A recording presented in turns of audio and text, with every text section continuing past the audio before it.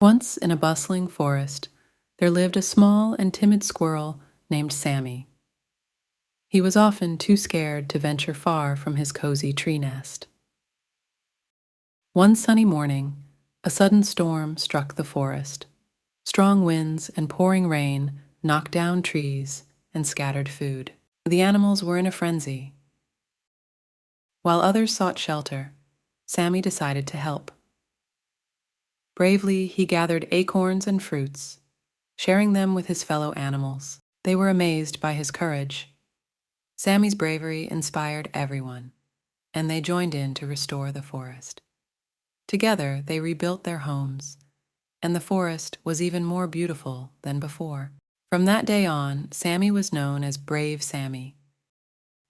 He learned that courage comes from within, and the littlest creatures can make the biggest difference.